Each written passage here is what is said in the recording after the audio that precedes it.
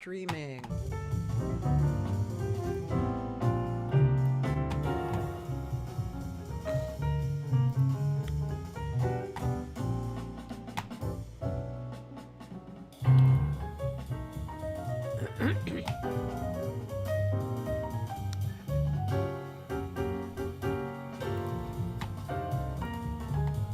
One second, I'm gonna move rooms.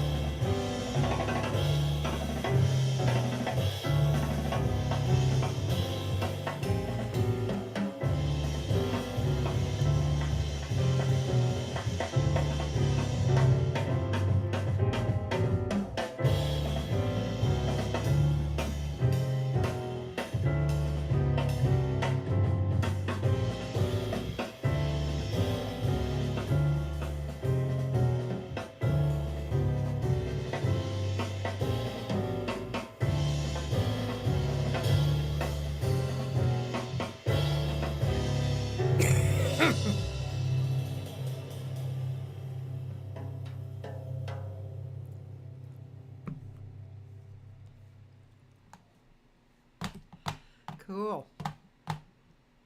All right. We're stopping there and stopping here. And we have Will Lyle on today. How's it going? Pretty good. Will had a little emergency there for a minute. Got a crack in your bass. How'd you get a That's crack? true. Well, in New York, it's different from California. There are about 10 different seasons here. And in California, there's one season. And the bass was out in the outside today. We often play outside, and all of a sudden the bottom of it just split open, and that could often be a very costly repair. So I was lucky that they could do it in time, and it's not going to be as bad as I thought, but still kind of a drag. So sorry everybody if you tuned in early and you didn't see me or the hang. I apologize, but we're here now. That was all my spiel. So when did you move to New York? I moved to New York about almost 2 years ago. It'll be 2 years in September. I moved in 2021 September, and yeah, I mean it was to come out here and do grad school at Manhattan School of Music, Oh, and yeah, so yeah, that's what I did. yeah. How do you like it? I love it. It's amazing.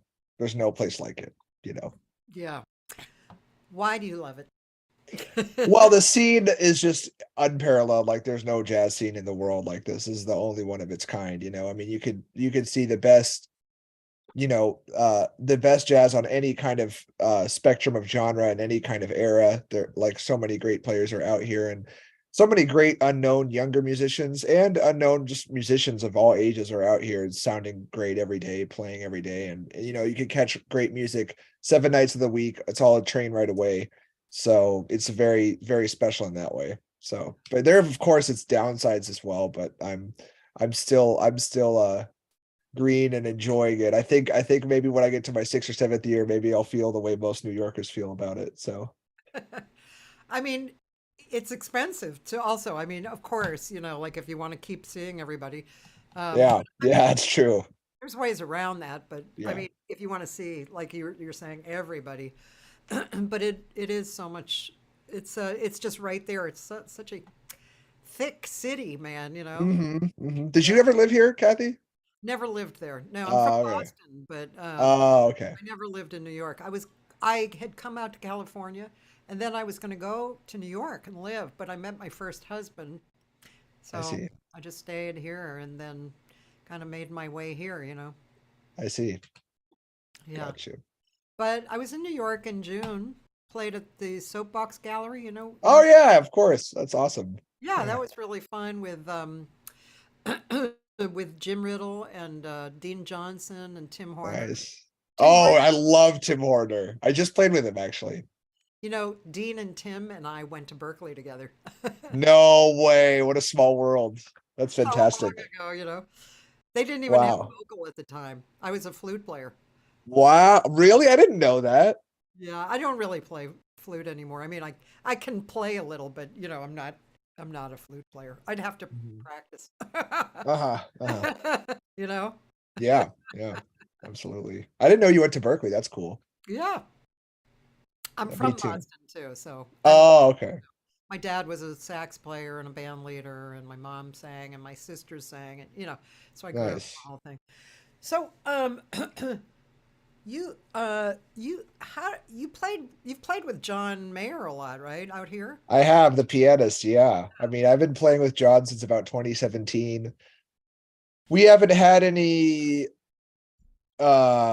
recent, well, we did something back in January with Roy McCurdy and this trombonist in Oh San yeah. Diego, Matt Hall. Yeah, that was super fun at Dizzy San Diego. I love that venue. It's when it's good and you get a good turnout, it's fantastic.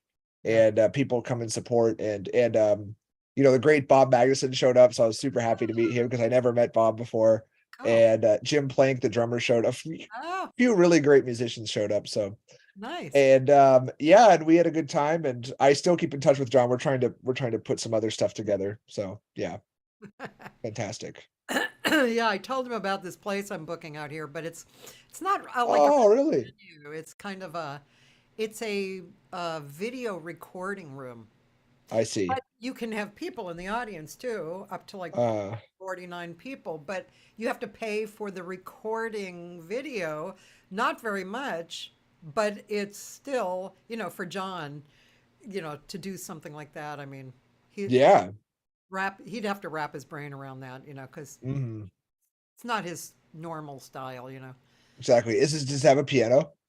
A very nice piano. Nice. I actually got the piano in there. Oh, thank you. I mean, we need more venues with pianos in LA. Like there are I no like it's the craziest, I and there are a lot of great piano players. I know, just a handful of pianos, really. Yeah. Yeah, it's Yeah. really crazy. Yeah.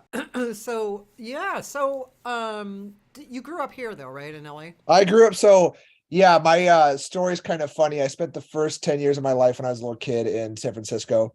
I was born in Santa Monica. My family and I moved to San Francisco, and then we came back down when I was about 10, and I lived in Orange County. So I lived in Orange County when I was 10 to 18. I went to Boston for 4 years for college, then I Oh, came back, and then I lived in LA for 5 years. So 2017 to wow, yeah. you've really moved around. And did you Yeah. go to Berkeley? Yeah, I went to Berkeley. Yeah. Oh, Mhm. isn't Boston a great town?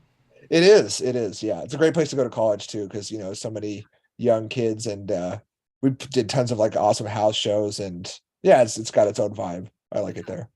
yeah, it really does. I think there's something like 50 colleges there, university Yeah. colleges. Yeah. Yeah, it's a nice town. Every time I go back, I kind of am stunned at first. I'm like, oh yeah, I'm from here. And it brings me back to my college age, which I Oh, would be dangerous. yeah. My wild youth. Oh yeah. Well, it can get wild. The parties can get wild there. Oh, definitely, definitely. Yeah. So, well, that music that we just saw, tell us about that. So that's a tune off the newest TrioGram record that came out on Friday, April 7th. And that's a tune called Esau. That's the first track of the album. It's kind of loosely related to the story. It's a biblical story of these brothers, Jacob and Esau. And I kind of liked the name and, wanted to do something with it. And then the song originally didn't have a title, and it was the A sections were originally in 5/4. And I showed it to Bijan. I'm like, Bijan, I want you to play this. Like, let's play this 5/4 thing. He's like, I don't want to play that. So he's like, rewrite the A sections. So I rewrote the A sections because it's funny. Like I'm he's like the co-president, but he still like every once in a while will have a strong opinion. And then I'm kind of glad. And then I was just like walking around the house one day and like came up with that melody in the A in the I guess the A section, then the second A section, and then the last and then the bridge was part of the original draft, and then the last part was a little section from another tune that I wrote. So it's really like three tunes in one. So yeah. Cool. I love the process of writing when it's fun. Yeah. And it just comes to you and it's like, yeah, it forms and it's great.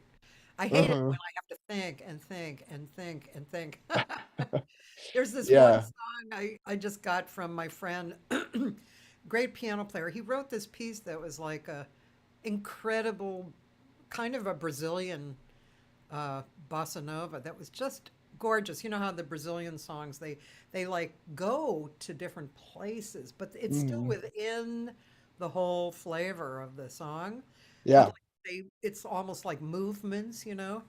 And he wanted me to write lyrics, which normally I'm okay with, but I'm sitting there and I'm like, you know, might just be a no lyric song, just like a Oh, really? do do do do do. you What know. did you what topic did you start on? Like what are the lyrics about?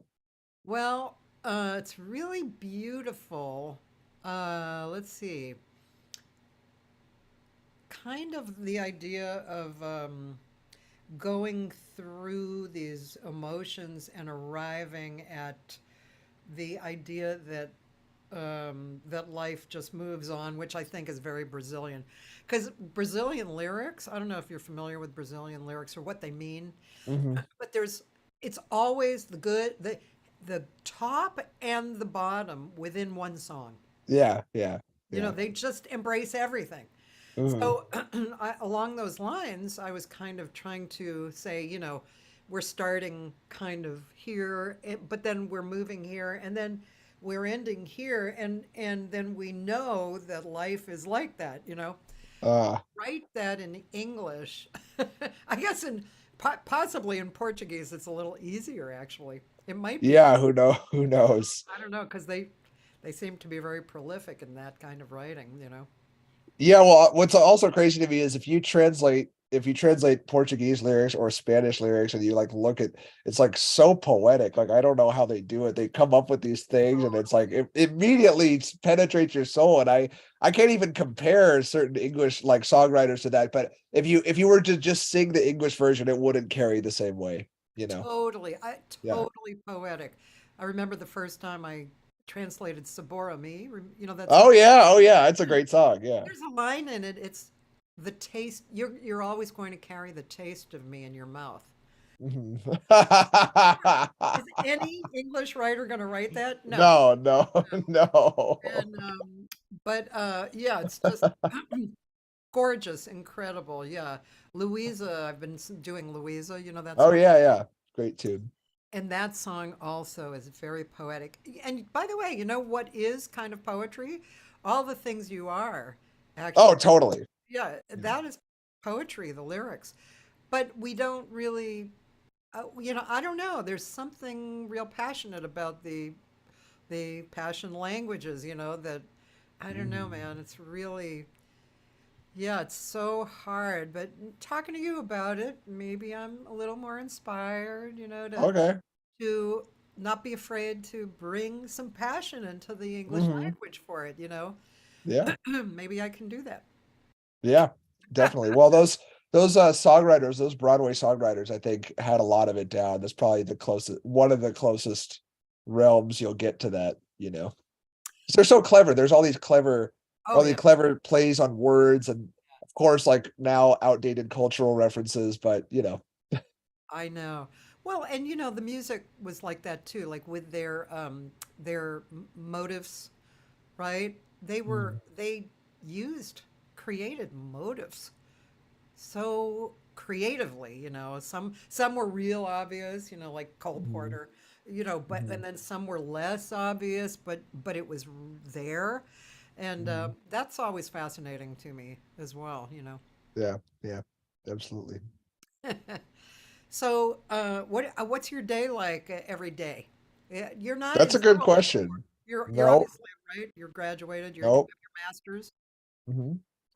So, it's kind of a funny thing. I'm doing as much playing as I can because I really want to focus on that. So every morning I get up and I go to the park, to Washington Square Park, and I play in the street with my friends. Oh, And we usually make decent money doing that, and it's always cash, so that's nice. And then oftentimes, like probably 3 or 4 times a week, I'll have a club gig at nighttime or some kind of gig.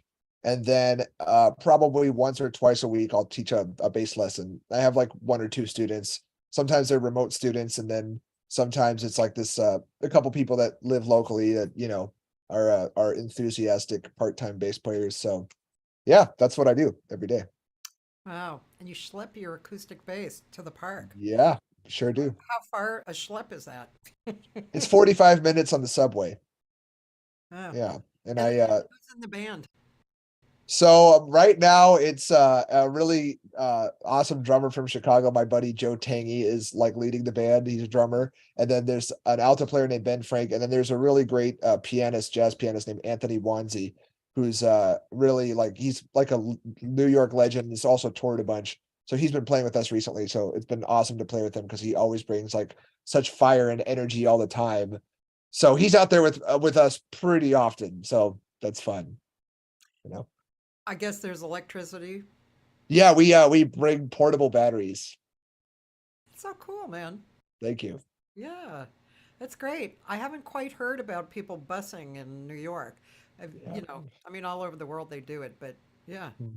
No, in New York, it's a big thing. I mean, if you want to play the subway, you got to get permits and stuff, and you have to be part of this whole thing. But then other areas of like streets and parks are a little bit more lenient. Uh, So Yeah. Are there a lot of people doing that? Yeah. It's Oh, pretty common, especially in the summertime. It's pretty common. Yeah. I don't think I've ever seen that when I've been there. Mm, Yeah, like I said, I went to New York in June. I hung out with Jay Clayton, and nice. I did Soapbox Gallery, and then we went to Birdland and um, somewhere else. Yeah, I mean it was great. Hung out in New York, and then I went to Boston, and then hung out. Nice. And I also played at the Deer Head Inn. Have you played there? Oh, wow. Yeah, it's fantastic. I've never played there, but I know all about it, of course. Pretty trippy place. Yeah. A Been lot of there. great records were made there. Yeah, and I forget his name right now, but a famous drummer actually lives on the premises. They have Wow. the bottom floor has apartments, not a lot, like four. And this drummer, whose name I can't quite remember, he's lived there for 15 years. He's one of the Whoa. famous drummers who played there, and Wow. it's an interesting spot. It really is. Yeah, that's wild. Yeah. So, Same band as the New York band or same band as Soapbox Gallery? uh, oh no, I played with Mark Cohen. Okay. Wait a minute,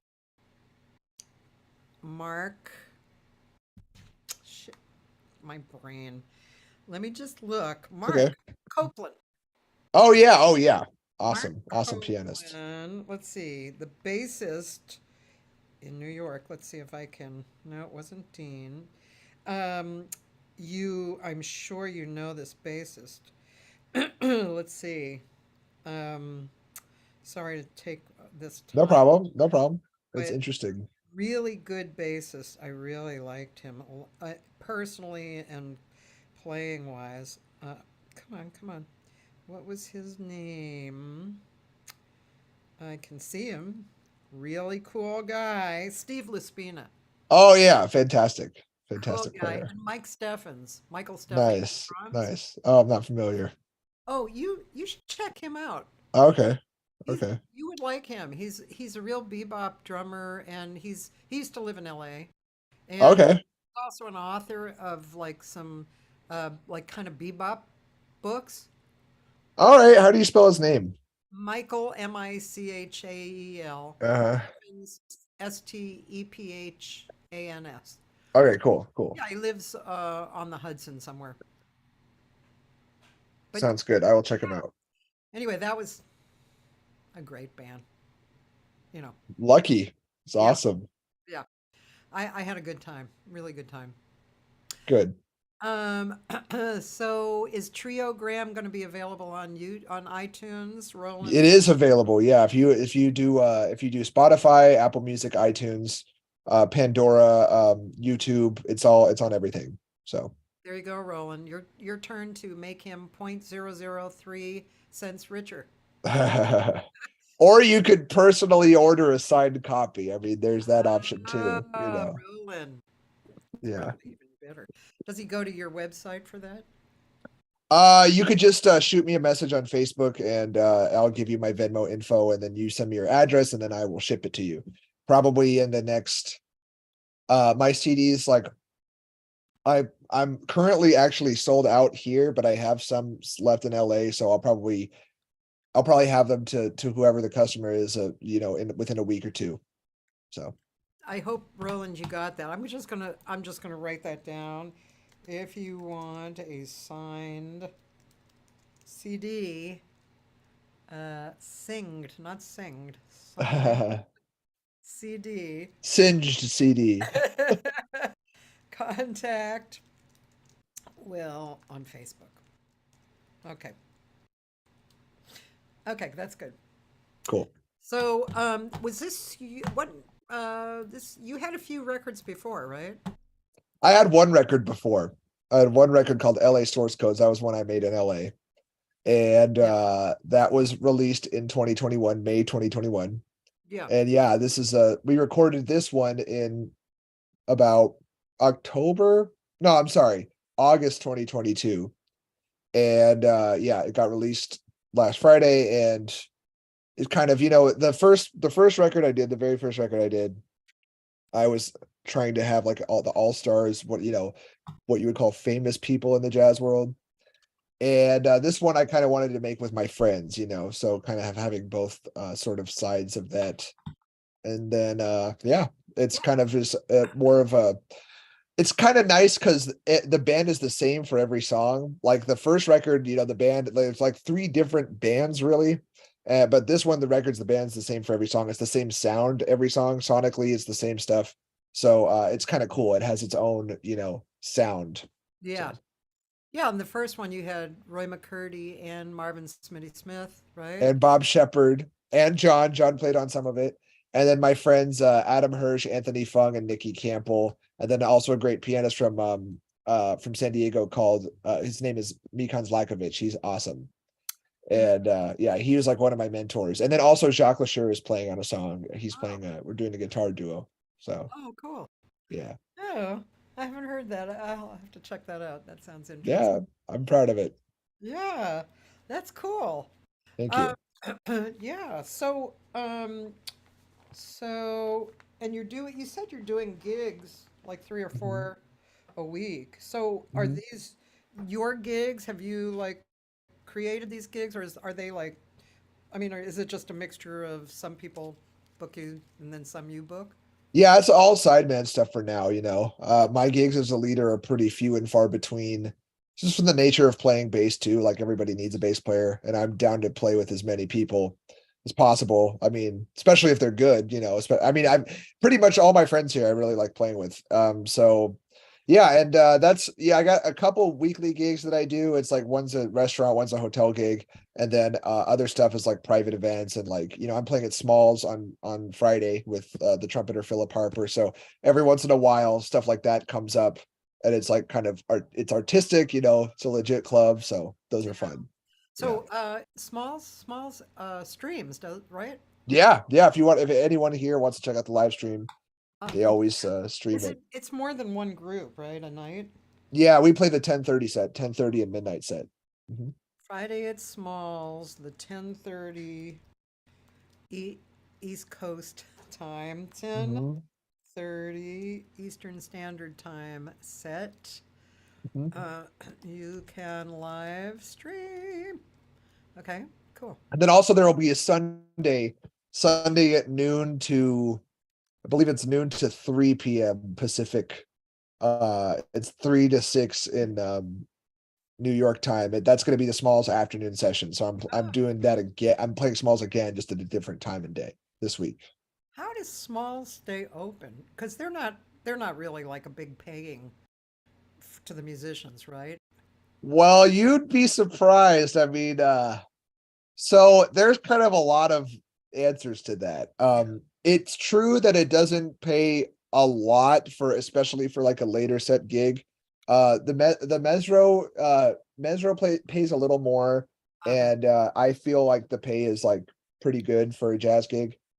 I don't want to disclose what I got because That's okay. everybody gets paid differently, but Yeah. yeah, but Smalls actually is a nonprofit. So they have a nonprofit Smalls Life Foundation. It's like a lot of stuff that goes through grants and stuff. That's as far as I know. And Oh, then I mean, I know Spike is doing well because we all kind of know, like, I mean, it's like the club in New York and it's packed every night. I mean, you got lines out the door. So all those people are buying $20 cover, $15 drinks, adds up. So it actually does well. yeah. It's amazing. It's really amazing. And aren't they owned by the same guy? Yeah, Spike Wilner. He's also a great piano player. Oh, huh. Yeah. See, that's pretty cool. I mean, I always kind of wished that I could have a club, but that's a lot more problems and headaches and stuff. Like Mhm. June, June from the Blue Whale he was a student of mine, and so Really? I didn't know that. yes, and then one day he called me up and he said, "I'm opening a jazz club." What? And he said, "Yeah, I got it, and we're fixing it up." And I'm like, "Get out of here! Where is it?" So went down, saw because he had gone to school for architecture originally. Oh, really? I didn't know Yeah, that. but he was always interested in jazz and always singing and stuff. Um, he's a really good singer. He's very modern, Oh, nice. And you can hear him with Vardan of Sepian. They have a record out Hmm. together. Hmm. And so, yeah, but I mean, oh, I can't believe he lasted over a decade. I mean, it was pretty, pretty challenging. I think New York might be a little easier, but I don't know. The Blue Hmm. Whale did pretty well. Yeah, they did. I mean, they paid rent in that shopping center. And Yeah, as far as I know, it was just because of the pandemic, right? That he had to go back to Korea and everything. yeah. He actually Um, went back a little before the pandemic. He was started to go back for his family stuff, and uh, when people were running it, he had people running it, but then during obviously the pandemic, nobody was coming, and the landlord was not super friendly, and so finally it was hmm, like, okay. But aw. it would be nice. Maybe in my old age, I'll stop running venues for other people and, do one for Yeah, myself. My girlfriend is a photographer, and she and I talk about possibly, having a gallery and a club in kind of an industrial type of building, and yeah, possibly doing like a, what do you call it? Like a community sharing yeah, space, you know? yeah, yeah. That could work, I mean, it's just where do you want to put your attention? Hmm. Right? Absolutely, absolutely. Yeah, it's very challenging, but I really hand it to Jude. Jazz club in L.A., a real jazz club in L.A. It Yeah. was Well, fun. I played there a couple times. it was a very nice place to play. Yeah. Yeah. Are you good at promotion for yourself, like Facebook, Instagram, blah blah blah? People say that I am. I don't really. I actually do have like some kind of times that I prefer to post more than others.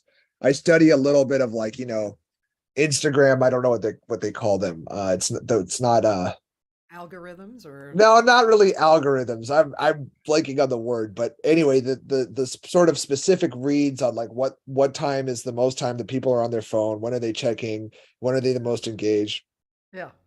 and I'm I doing feel it right now. and I feel like I've gotten better at that. I'm definitely not like I wouldn't consider myself like surefire. I know when to post and when to get the most likes. And also sometimes like certain things I think are going to do great don't do that great, but other things that I don't really care about go far. Like there's one like a couple of my videos got way more views than I planned. And it's just like me like messing around at home or whatever on the bass. Oh, But then other times I'm like, hey everyone, come to my show. I'm doing my album release, and it'll be kind of sad. The numbers will be kind of sad, but there's not really a rhyme or reason to it. But people have told me that they think that I'm good at it or whatever. But I'm still learning. It's its own beast. It's very new. Even for a millennial, like I feel like Gen Z are like way more dialed in than I am. But I enjoy it though. I mean, I think people respond to if you're genuine and you care about what you're doing, regardless of who sees it or not. I think people respond to that and can feel that. And also, you have to support. The one of the best ways to get engagement is for you to support other people's stuff and comment. Like when somebody has like a big gig coming up or they post about their thing, you congratulate them. You make sure you acknowledge them, especially people who are like, you know, these achievements might be new for them. Their career is starting to rise. I think it's very important to acknowledge that because that means somebody's putting in the work and they are getting better. So I want to be around those people. yeah. Yeah, I know what you mean. I mean, I have these conversations from time to time, especially because I have a lot of things that I create that need to be promoted, and they need to have an audience. And some things I know are going to attract people. Like I have these workshops that I personally deliver that I know are always going to attract students. They want to do. It's like a Mhm. piano. The latest is piano, bass, and me. Mm. And the student gets a half hour, or they can have 2 half hours or 3 half hours, all to themselves. And it's not super expensive. I mean, it's cost, but it's not super expensive. And the players are, top guys. And they go through a lot of great learning. And so I know those, I can always do those, and I get people to do those. And then, there's like this place I'm booking, Kulaks, which, I'm putting it out. I don't want to go into the whole thing, but I'm putting it out. I'm looking for different ways to put it out, and I'm trying to attract the audience in, and in my viewpoint, it's a no-brainer. Hmm. It's Hmm. for $20. I don't even have to buy a Yeah. drink. I can go see Yeah. Josh Nelson and Carl McComas Reichel. Do you know him? Yeah, of course. Yeah. I saw Hmm. it Saturday night. It was frigging gorgeous. I mean, I can pay 20, $25 to go just sit in this like very intimate space, Hmm. And Hmm. so anyway, That's awesome. I'm No, not gonna rant, but that's great. I've heard great things about it. I know my friend Bob Sheppard plays there all the time. So yeah. people are Actually, his always wife talking just about it. played there too this week. Oh yeah, Maria, of course, Maria. Yeah, I Yeah. love Maria singing. Yeah, she's a doll. Um, so anyway, but my friend from Australia is here. She's a singer, and she comes here once every 2 years or something, and she, you know, just gets around and meets people and does workshops and gigs and stuff. And Mhm. so she was showing me a bunch of stuff about Instagram because I do Instagram, but I just I just haven't really gotten friendly with it. So, Uh-huh. but actually, she made it a lot more friendly last night. It was How it so? it was more friendly than I thought. Because, like, you have all these little things, these little icons, and I don't know why. This sounds really stupid, but I never thought of touching those icons to go somewhere. But every icon you can touch and you'll go somewhere. And so there's all these, places, and Yeah. thinking, like there's your story, there's posts, there's videos, there's what you're mentioned in. Like if I said, oh, Will Lyle, and I mentioned you with a hashtag or whatever, Mhm. there's all these different things. And, but time, also time, it's like, how much time do I actually have or want? I have to practice every day. If I'm doing Yeah. that, it really does take away from, what I have to do musically or what I want, Yeah. you know. Yeah. It sure can. Yeah. But on the other hand, do you know Carrie Frank? I do, yeah. So Carrie Frank, I mean, he's literally gotten big gigs from posting his reels Hmm. on I bet. Instagram. Definitely. So new world. So it's a new world, Will. So, what are you doing today? Did you already? Well, you didn't already go play, right? Because your bass I was. did I did actually play. I had to take the bass to the shop at the end of the playing. So Oh, okay. yeah. My friend is playing tonight at Zinc Bar, and a guitarist I just met. So I'm gonna go try to check that out and maybe get some dinner and probably practice. So yeah, just another musical day. What do you practice these days? Good question. I have a technical routine about an hour long that I do. I try to do it every day, and some days I do only fragments of it. But that's all dependent on if I have a gig. Because if I have a gig, I try not to over practice. But yeah, I do that routine like every day, and it's like a bunch of like arco bows and bow scales and like thumb position stuff and a lot of stuff with drones. And then I also play pizzicato. I have my pizzicato exercises, a lot of practice stuff that I learned from my teacher Yeah. Ron Carter. Oh, So I play the Bach cello suite because he has you do the Bach cello suite. So I try to play that pretty often. And then after all that's done, after the technical element is done, I do a solo. I usually do like a transcription of a bass line and then a transcription of a solo. Like I play through the transcription and make sure everything is good there. And then after that's done, I will often play along like I'll practice like creating, like playing a bass line on rhythm changes or another tune and then soloing. And that's often with the metronome. So yeah, it's pretty intensive practicing, but I like doing it, especially the creative stuff. It's always, but sometimes I sound better if I take a little time back and I just like absorb like the last week and I take it all in. And then when you go with refreshed ears, sometimes it's better. But you got to keep the chops up, of course. Yeah. Yeah, there's so many different things, and Mhm. it is important to soak it in, to absorb it, and then because Yeah. it's in you, it gets inside of you, right?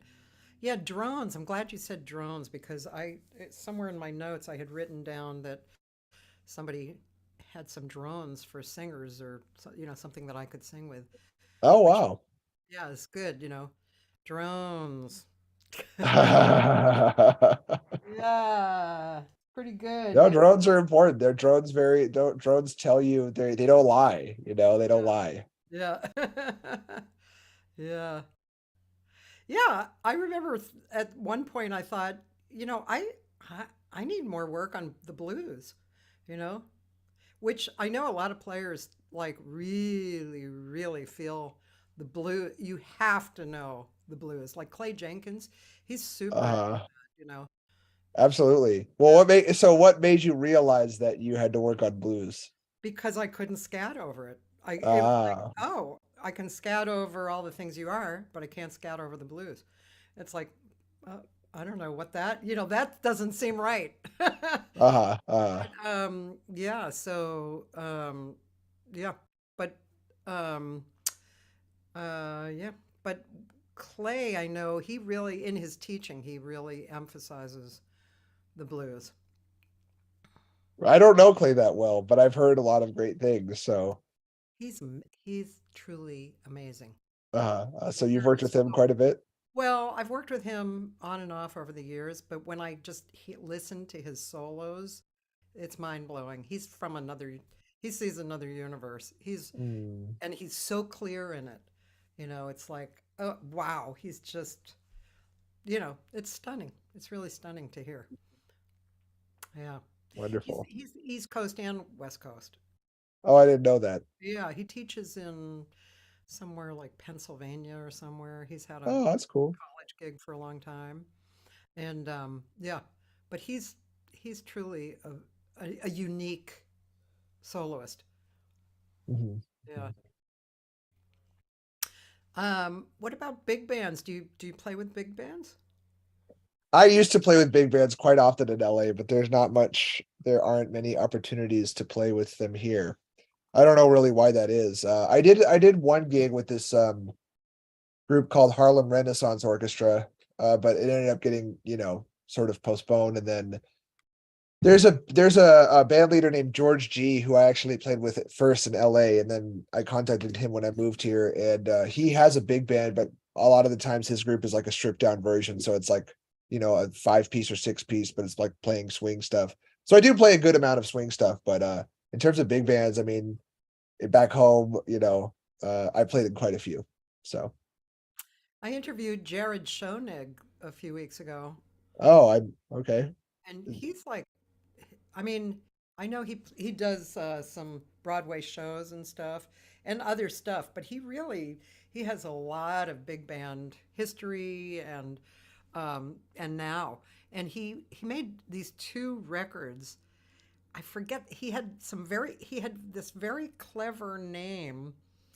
He took a small group and he did this material, and then he took the same material and he had 4 or 5 of his favorite arrangers arrange it for his big band. Oh, And that's cool. same material. It was Wow. really interesting and mind blowing. Oh my God. You should check his video out with the big band or, one of those. Okay. What's his name again? Jared, Jared. He's in New York. Schoenig, Schonig. And Cool. that, I mean, what the arrangers wrote and the players, incredible. Incredible. Yeah. Nice. Yeah. All right. Well, I've got a lot to check out now.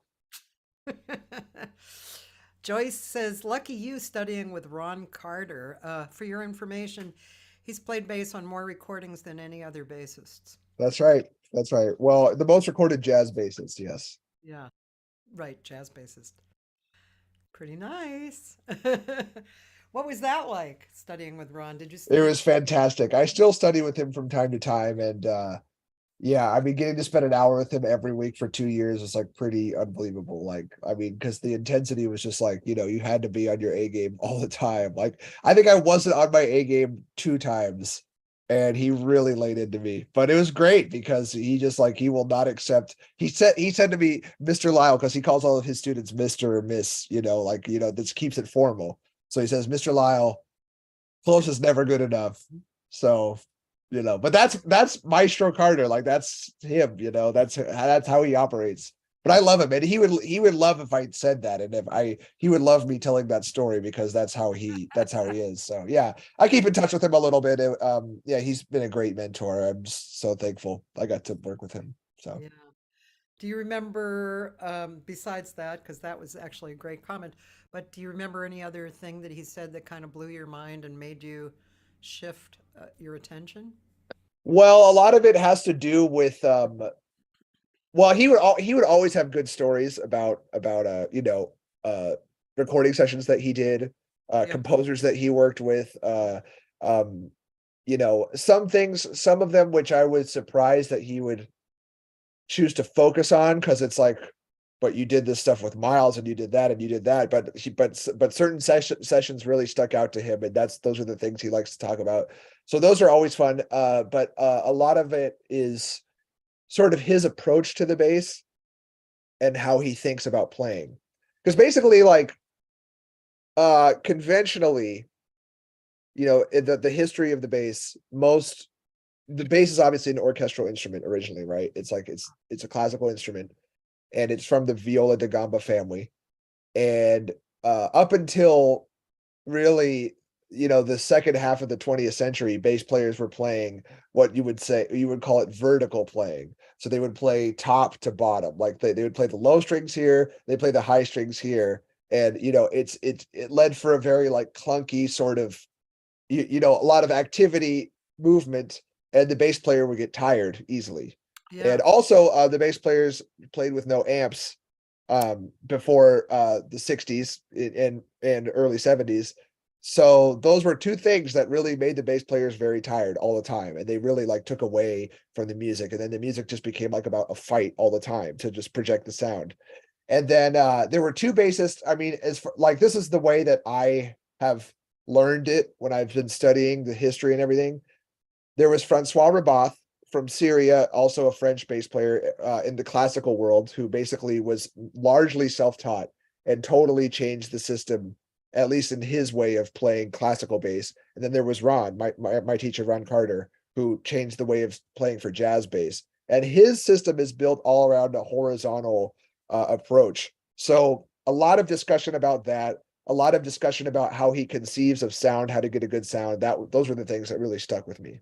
So when you say horizontal, I'm really curious about this. yeah, Is it the music horizontal or is it no.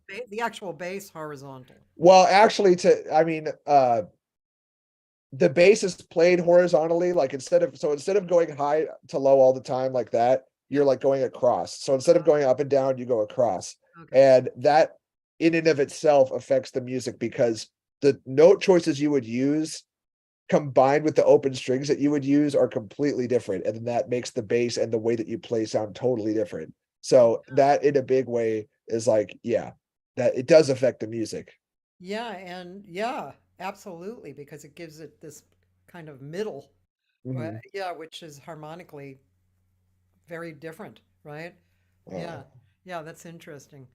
The reason I ask that too is because when I tell my students about singing and scatting, and I, I actually talk about it horizontally, not vertically, mhm. because people, they think, oh, here's a good idea, and here's a good idea, and here's a good idea, but that's not it. It has to Right, connect, exactly. you know? Yeah, So, yeah, yeah, so totally. horizontally is pretty cool. I remember I was in Japan a few years back and I saw Keith Jarrett, his uh trio. It was one of the last, supposedly the last shows. And his all his soloing, it was mind blowing. It was all motifs that were created, like three ideas, and then this idea he'd take and make a new motif, three ideas. He'd take that one, make a new one, three. The whole thing. I was so blown away by the artistry of doing that well. You know, it was Hmm. incredible. You know, Yes, yes, talk he's about truly horizontal, he's totally connected. he's one of a kind for sure. Then I remember one other quote I could share that I think is amusing and also a good little tidbit is that he said to me, Mr. Lyle, I know virtuosic bass players. Like I know bass players who play a lot of notes or try to play really loudly all the time. And I just look at them and I say, "Oh, cool. I like my way better." And that was like so, even though it's kind of funny, it was so important for me to hear that because the it basically, to me anyway, it's the lesson that you can't compare yourself to people. Obviously music is competitive, but you have to like the way that you play. You Yeah. have to like say, no, my way is the good way. Like I know what I'm doing. I'm on my path. I'm sure of it.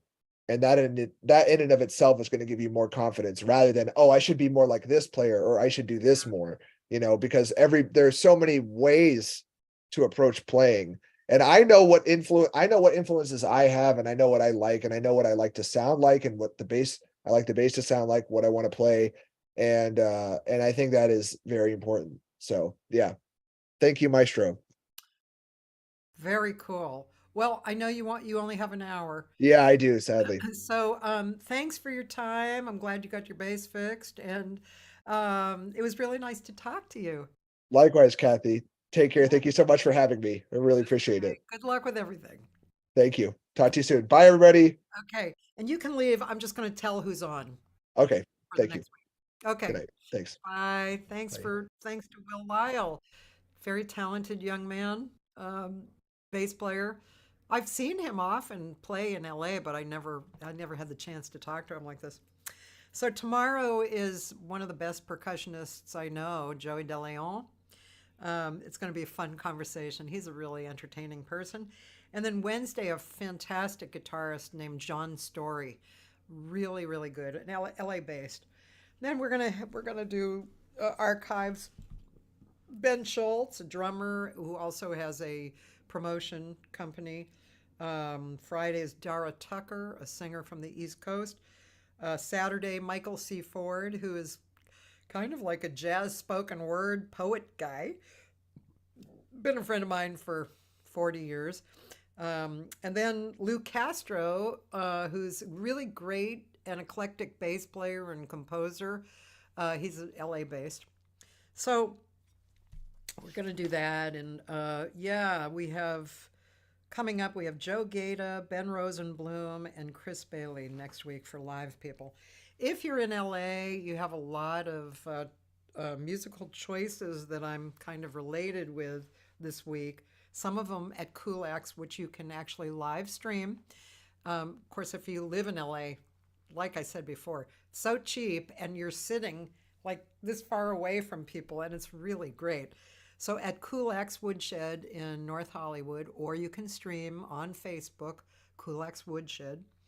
Wednesday, Aviva Diamond and Karen Celeste Cruz have produced a jazz singer showcase with 5 singers and a great trio. That's Wednesday. That's 8 to 10. And then Thursday, one of my favorites is new music with the king of new music, Vinny Golia. Vinny Golia has been around for a long time, creating like he had orchestras that he kind of directed like live, directed to play live. I mean, he's been amazing, and he plays multi woodwinds like incredibly, and he's been a teacher at Cal Arts for a long time. So his band is the same band he used last month. He's playing every month at Kulak's on the second Thursday of the month, and it no kidding, it is a fabulous band. I'm in love with the drummer, but I mean, the whole band is fantastic. So that's new music Thursday at Kulak's, 8 to 10. Friday, there's this really interesting group that came into town and to work at the NAMM show. And it's very interesting, really kind of eclectic. It's going to be at the G Spot, which some of you watching know the G Spot is a home venue in Mount Washington near downtown. Yeah, if you want to find out about that, I can't remember if I put it on my website or not, but it is definitely on my Facebook, and you can check that out. Saturday, my friend from Australia, Michelle Nicole, who's an award-winning jazz singer, she's visiting from Australia, and she and Larry Kuntz are playing at Kulak's, the Art of the Duo, and Larry Kuntz, of course, is gorgeous, gorgeous guitarist, really great. Sunday, again, if you're in LA, I'm doing a gig that has 4 bands. It's a gig for the only hospice for children called Loving Home Hospice. This has been a hospice for 12 years, I think, and they're, raising. It's a fundraiser, and it's going to be a really nice afternoon. It's at a beautiful country club in Woodland Hills, and my band is Mitchell Long on guitar, John Leftwich on bass, and Joey De Leon on percussion. So Greg Karukas is going to be there too.